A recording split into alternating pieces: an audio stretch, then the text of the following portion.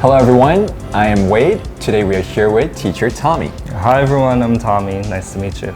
Alright, to get us started, can you share a little bit of your English background and what you teach here at FUNDAY? I'm teacher online on FUNDAY. I also teach at FUNDAY International School as a literature teacher. I grew up in Arizona. I grew up in the state for 4 years, and then I came back to Taiwan when I was in 5th grade. Okay, so you were there pretty young. Yes, I went there when I was in kindergarten, and then I basically stayed for 4 years and then came back. What was the reason for going to the States? Basically, like my father had a business trip. It's just a really long-term business trip. Okay, yeah. Cool. So can you maybe share what are some of the difference between being on a platform such as FUNDAY versus any other platform that's out there? A lot of platforms have native English teachers. Yes. But on FUNDAY, we mainly have local teachers. And the benefit of having local teachers is that they really know where you're coming from when you're making mistakes. For example, a student might say, I today at the library study. Then Chinese English. Yeah, what we say Chinglish. Then the local teacher would be able to identify your problem immediately and know why you're making that mistake and then fix your problem directly. Yeah, that's so true. And I've noticed that too, because for me, when I was younger and I was in Taiwan, obviously I could relate with the kids. We all struggled together. However, once I left Taiwan when I was 12 and I went to a native English-speaking country, coming back, it becomes a little bit harder to relate because, of course, I don't think the same way necessarily. So that's actually a great point about local teachers being able to assist students because they've been there, right? Yeah, exactly. Can you share some of the advice you would give students to maybe help overcome some of the struggle and challenge of learning English? A lot of people would ask me, how do you learn English?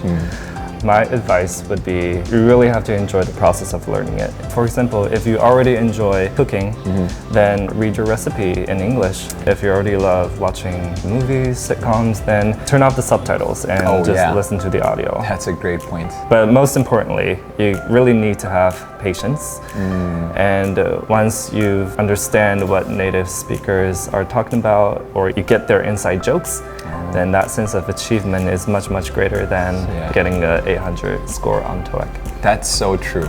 That is a great point because, I mean, getting an inside joke shows another level of understanding. And that honestly also opens up a whole new world of language. Because I remember watching movies when I was younger in Taiwan, like American films.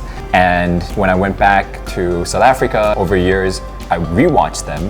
I was like, wow, I was mind blown about like all these different insights and these small little details that I had no clues of. So it's so true about like that extra layer of understanding. Exactly. How should students utilize their time, and maybe even how can they create an environment to help with English? I would really have to say it depends from person to person. For some people, they love listening to English podcasts all the time. And those are huge now. Yeah, and filling their heads with vocabulary. I mean, that's good. And some people, they love watching television shows, and that's good. And or they would even go to bars to chat with foreigners, which is also fine. But for me personally, because I love playing video games. Oh yeah? And what kind of video games? PS4, Switch, any console games basically. Nice. Yeah. So come and challenge Tommy, students. So I would change my language setting to English. You force yourself. Yeah, you kind of have to immerse yourself in it. Sure. I can even say that I've learned so much more vocabulary from playing video games than from textbooks. That makes sense because it's something that you're interested in, so it sticks even more, right? Yeah, that does make sense. Like the best way to manage your time wisely, I would say, is that you won't even realize you're even planning it because you're already integrating it into your daily life, so you're not even aware of it. Yeah, it just becomes a part of your life. Yeah. So final question, what attitude should students have in light of everything that we just talked about when they approach learning English? Because I know it can be challenging, it can be frustrating, but what attitude should they have when they approach this?